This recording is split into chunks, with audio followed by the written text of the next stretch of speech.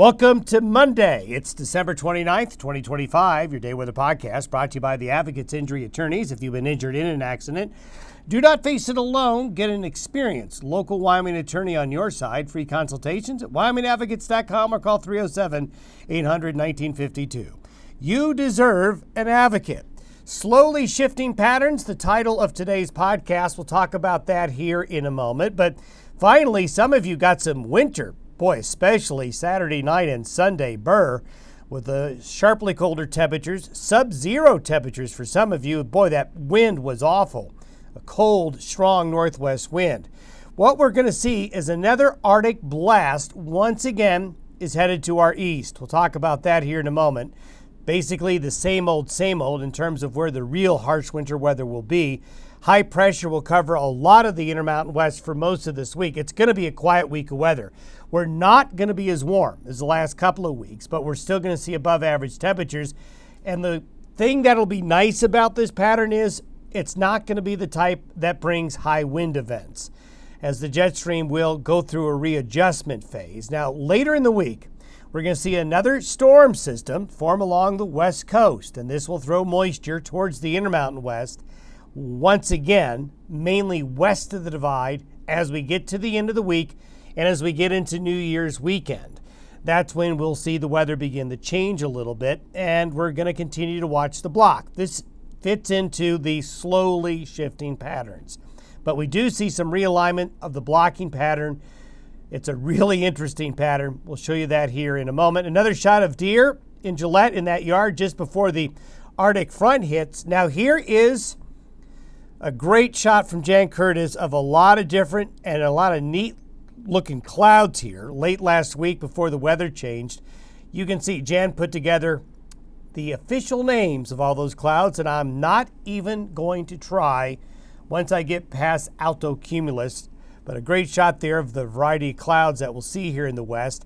Now, speaking of clouds, that Pacific moisture pattern was extremely impressive. One reason why it was so warm, as you see from that shot there in California, was the air came in from some very low latitudes and got catapulted very far north into western North America. Then here's a good shot of the leading edge of the cold front that was coming down out of northern Wyoming and southern Montana during the day Saturday, bringing that shot of Arctic air. Beautiful shot there out of western areas of New Mexico. And then before the Arctic front arriving on Saturday, a shot there of Glendo Reservoir.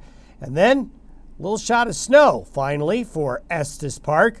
Should have a lot more snow on the ground by late December for sure. A lot of snow, as we'll show you here in a moment with the Snowpack update in eastern Idaho and western Wyoming with that barrage of Pacific moisture. But things finally cleared out to show a beautiful blue sky and just a beautiful winterscape across parts of the west. Yes, that is snow in Laramie, something they haven't seen much of at all so far this winter. And great shot there in Ryan Park. Good shot of snow for the upper North Platte drainage.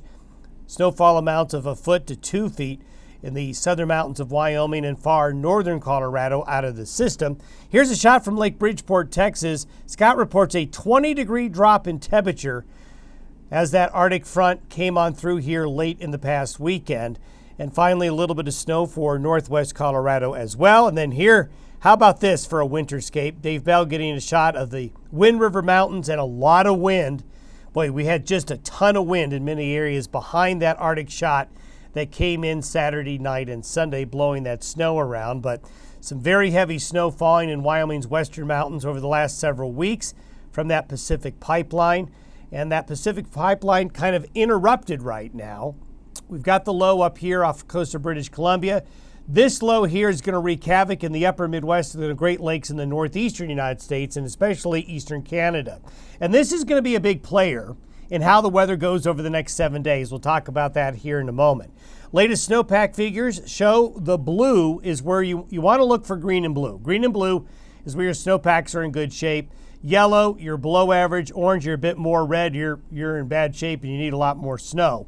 But we certainly did see some minor improvements right here with the weekend system. Then, of course, huge snow, avalanches, snowpack in parts of this areas now. Sierra Nevada has gone well above average, and they've got more coming, as we'll show you here in a moment.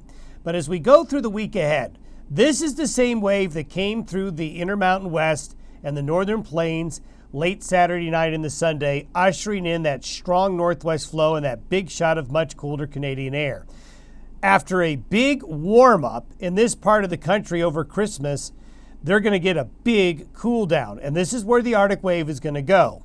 We've got the double block up here in the Aleutians and just in a huge block, Greenland block forming there.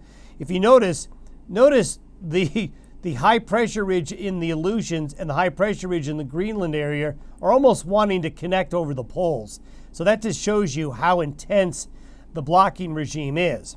This low here is going to spin up and become a deep, powerful system, and it's already prompting winter storm warnings. Red here are blizzard warnings, high wind warnings, just going to be awful. They're going to have major windstorms in the Great Lakes. 30, 40-foot waves are possible in some of the Great Lakes in the open water.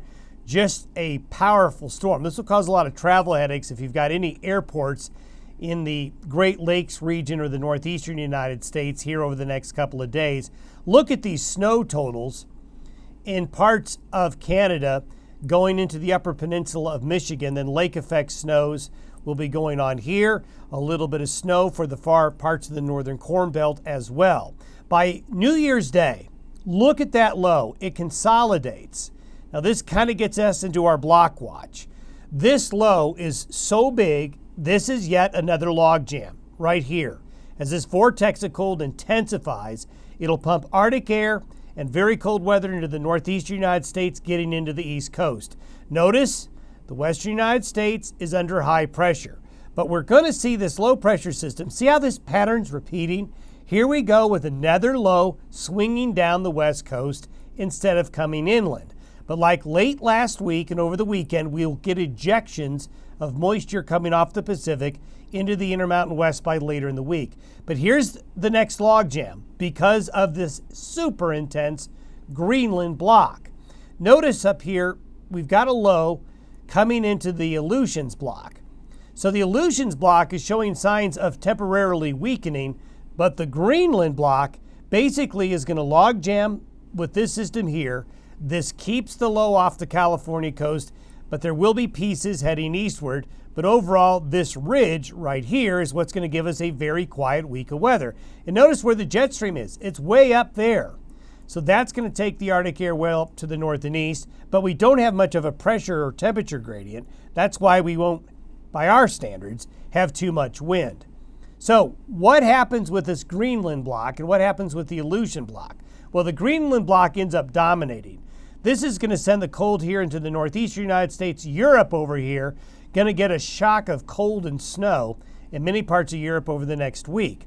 But if we look at precipitation between now and New Year's morning, there's the snow along the Arctic boundary. Another wave of deep moisture, not as intense. The California storm this week, not as intense as last week. But through New Year's Day, the best the moisture can do is penetrate just areas west of the divide. So once again, the middle zone here, which has been the case all winter so far, is still out of the game. Because the Arctic air is going this way, that low coming down the California coast is going to slide down the coast instead of heading eastward for now. That takes us through Thursday. Now, as we get into the end of the week and the weekend, we see the intense Greenland block. We still have this vortex of cold in eastern Canada, the northeastern United States. But notice, we start to see a little bit of a wave coming off the west coast inland. So this will spread a little bit of snow into the Rockies here by late in the week and into the weekend, mainly a mountain event. If you're looking for an upslope storm along and east of the divide into the plains or the Front Range, you're just not going to get it yet because of this slow pattern that is getting log jammed up by this time around the Greenland block. But let's take a look a little bit further past this upcoming weekend. Between now and the weekend, there's your precipitation. So this is the precipitation that comes between Thursday and Sunday.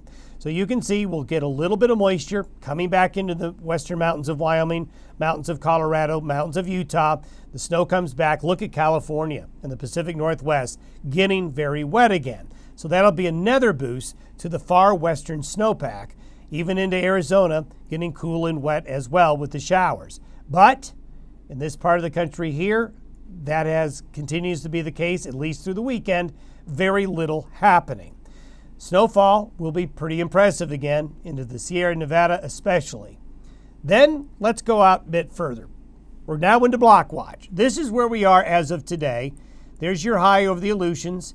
There's your high near Greenland. So if we highlight the omega patterns, this omega pattern here in the Greenland area is just really, really intense. So this is the logjam problem for the next 7 days. Let's look here, though, at what happens as we go forward. So this is today. This is by New Year's Day. This block really intensifies. Look at that. Wow. This block pattern in the Aleutians begins to weaken, but it's still there. Hence, that's why the California storm is going to go just along the west coast. Notice this area of low pressure here. What's going to happen, likely, by late in the weekend and early next week, is this will move enough to move this block pattern to the east, or at least weaken it. The Greenland block is going to logjam things up here for a good 7 to 10 days. But once this block begins to go away, things begin to change over here. If you look at the snowfall totals in eastern Canada and the Great Lakes between now and Sunday, just really impressive under that blocking pattern. They're just going to get walloped. As we get to New Year's Day, right here, this is Thursday, with the blocks. As we get into next week, notice this is the 6th of January. Well, the block pinches off here. We still basically have it, but it's weakening.